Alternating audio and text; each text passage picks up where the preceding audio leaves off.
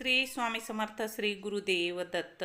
बऱ्याच जणाला असं वाटतं आणि जाणवतं सुद्धा की आपल्यावर कोणीतरी करणी बाधा केलेली आहे, नजर बाधा केलेली आहे, घरातील लक्ष्मी बंधन केलेलं आहे, दुकानातील लक्ष्मी बंधन केलेलं आहे, तरक्की बांधलेली आहे.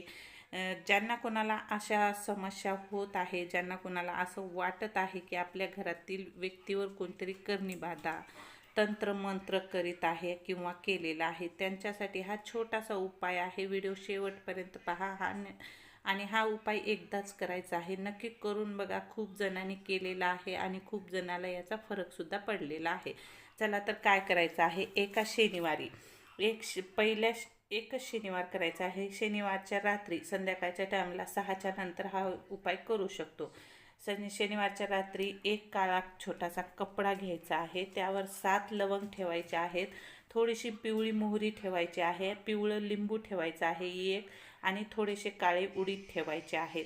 आणि याची पोटली करायची आहे. पोटली त्या ज्या व्यक्तीला वाटत आहे आपल्या घरातील ज्या व्यक्तीला करणी केलेली आहे, नजरबाधा झालेली आहे, त्या व्यक्तीच्या डोक्यावरून ती 7 वेळेस उतरवायचं आहे. उलटा भागाने 7 वेळेस उतरवायचं आहे.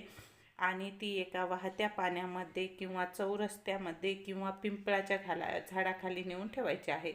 चौरस्त्यात तर अजिबात ठेवू नका, कारण की कोणाला ओलांडण्यात आलं तर त्यालाही होऊ शकते. त्यामुळे चौरस्त्यात ठेवायचं नाही. आणि हा उपाय आपल्याला स्वतःसाठी चांगल्यासाठी करायचा आहे, वाईटासाठी करायचं नाही. तर याचा फायदा काय होतो की ज्यांनी तुमच्यावर करणी केलेली आहे, तंत्रमंत्र केलेले आहे, करणी तोडगा केलेला आहे, तो तुम्ही जर उतारा केला तर त्याच्यावर रिवर्स जातो आणि तुमच्यावरची करणी दूर होते.